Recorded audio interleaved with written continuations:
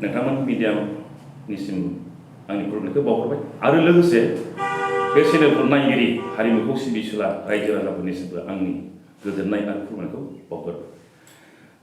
बे बुब्लियाव आङो लाइभआव फैनायनि आसल जाहोनानो जाहैबाय बा गुबै थांखियानो जाहैबाय बयनिख्रुइ गोजामसिन एबा गिबिसिन दिहुनजानाय आलायारन सिनेमाया बेसेबांबा गोबावनिफ्राय एबा 37 बोसोरनि उनाव बे फिल्मा दिनै रनसायथाम बाजारनि गेवलां फोथाराव डिसेम्बर 17 आव हरसेनिल' हाबाफारि लानानै बे फिल्मखौ दिन्थिनाय जादों आरो टिकेटनि बेसेनखौ नोंथांमोननि गाहामनि थाखाय मात्र 100 रांल' खालामनाय जादों आरो नोंथांमोननि जिरायनायनि थाखाय गासिबो उन सिगां चेयार होजोबनाय जादों।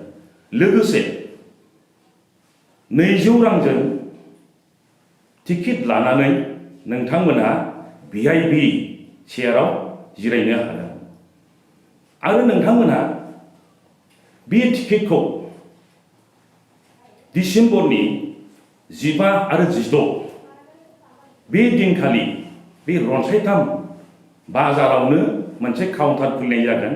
बेवहायनो नोंथांमोनहा टिकेटखौ बायनानै लानो हागोन आरो मोनसे बाथ्राबाव नोंथांमोनहा जिहेतु गथ' गथाय लाना फैगोन जाय बिथांमोनहा बा गथ'फ्रा उन्दै बिसोरो फ्रियाव नायनो हागोन आरो जिरायनो लुबैयोबा 100 रां होनानै चेयाराव जिरायनो हागोन। आं बेखौनो गले गले बुङो नोंथांमोनहा टिकेटखौ लानानै दिन्थिफुंनाय सम 17 डिसेम्बराव 1 घन्टानि सिगां नोंथांमोनहा हलाव हाबनांगोन बेखौनो आङो नोंथांमोननो बिथोन हरनाय जाबाय।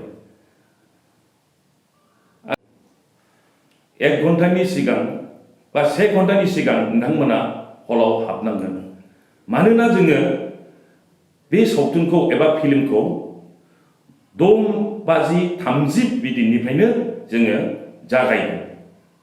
नोंथांमोना गोसोआव लाखि 6:30 जोङो सावथुनखौ नोंथांमोननो दिन्थिगोन। गोजोन्थों।